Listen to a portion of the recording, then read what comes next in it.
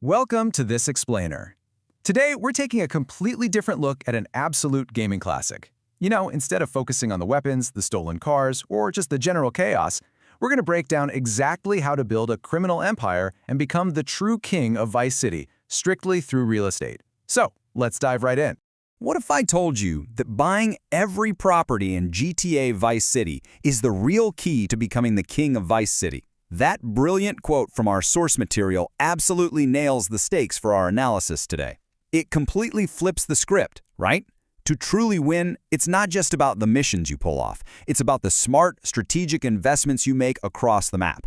You literally have to treat this game like a real estate mogul. Our strategic investment portfolio breaks down into 5 straightforward steps. Securing your safe houses, profitable startup businesses, major cash cows, the crown jewels, and finally, the ultimate buying strategy. Part 1. Securing your safe houses and establishing your footprint. Let's get into it. Look, before you can start raking in the big bucks, you actually need places to save your progress and, store your vehicles safely. And it all kicks off at the Ocean View Hotel. It's handed to you entirely for free, acting as the perfect initial beachhead over an ocean beach. It's your earliest save point, and as you progress just a little bit through the story, you even unlock a garage here. Sure, it's humble, but hey, it definitely gets the job done.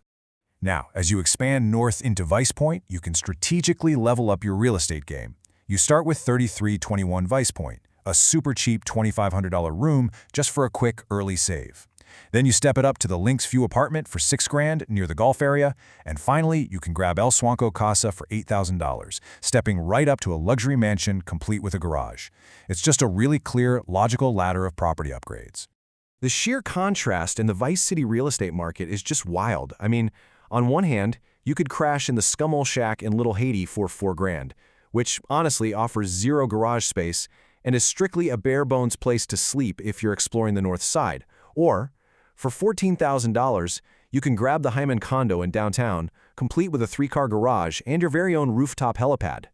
It is widely considered one of the absolute best safe house purchases in the entire game for sure. Part 2. Profitable starter businesses and that sweet early passive income. All right, once you have a few places to sleep and save, it's time to shift gears and start generating that vital early passive income. Your best early game investments basically come down to 3 properties. The Boatyard bringing in $2,000 a day, the Cherry Popper Factory at $3,000, and the Pole Position Club at $4,000. But a quick caveat, these daily payouts only unlock once you've actually completed their specific asset missions. Let's break those down. First up is the Boatyard down in Viceport. It requires a relatively small capital investment of just $10,000. To get it to actually generate that $2,000 in daily return, you simply need to finish all the associated boat races. It's a modest earner, but man, it is incredibly reliable. Next, we have the infamous Cherry Popper Ice Cream Factory located in Little Havana. For a $20,000 buy-in, you're going to have to grind out 50 ice cream deliveries. Honestly, it sounds a bit ridiculous for a rising criminal mastermind, but it is one of the game's absolute funniest businesses. Plus, unlocking that $3,000 a day makes the hustle completely worth it. Rounding out the starter tier is the Pole Position Club out in Ocean Beach. At $30,000, it's definitely a slightly pricier investment.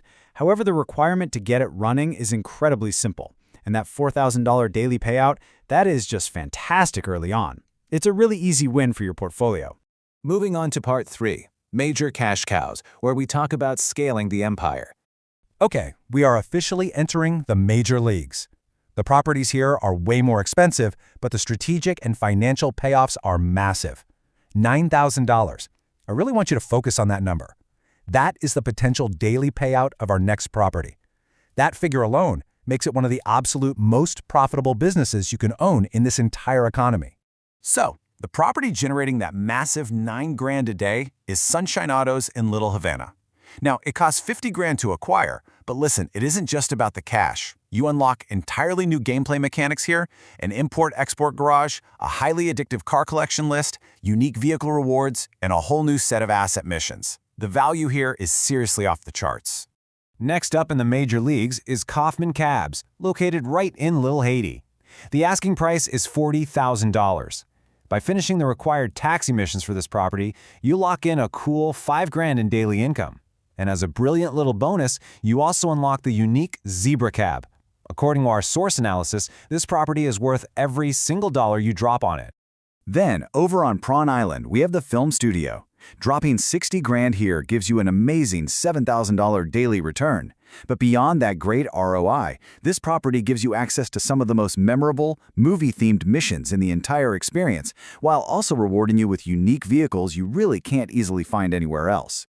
Now, the absolutely crucial point here is this next property, the Printworks.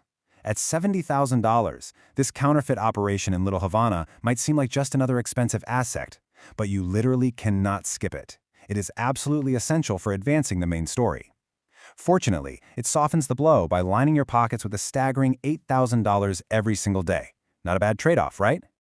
And then we arrive at perhaps the most famous property of them all, the Malibu Club in downtown. The price tag? A staggering $120,000. But trust me, this is an absolute must-buy. Not only does it yield massive daily income, but it serves as the ultimate status symbol in Vice City, and most importantly, it opens up those epic bank heist missions. Part 4. The Crown Jewels. This is all about becoming the king. By purchasing all these properties, you're not just making money, you are actively taking over the city. And there is no piece of real estate more vital to that than the Vercetti estate. Seized directly from Diaz, this sprawling mansion immediately transitions into your ultimate headquarters. It comes fully equipped with a massive garage for your prized vehicle collection, your very own private helicopter waiting right on the roof, and it serves as your primary save point. It is the definitive, undeniable proof that you are the one running the city. Which brings us to Part 5, the ultimate buying strategy, or how to maximize your cash flow. Of course, you don't start the game with hundreds of thousands of dollars just sitting in your pocket. So, if you're strapped for cash, how do you logically sequence these purchases? Well, our source lays out this exact 5-step acquisition path to totally maximize your cash flow. First, start with the Pole Position Club. Next, move to Cherry Popper. The steady income from those two will directly fund your purchase of Sunshine Autos. From there, that massive $9 grand a day from Sunshine Autos easily pays for Kaufman cabs. And finally, with all 4 businesses generating steady revenue, you'll comfortably save up for that $120,000 Malibu Club. It's brilliant. Your early businesses perfectly fund your most expensive, high-tier assets. And that is exactly how you conquer an entire digital economy through real estate. So I'll leave you with this final question to consider.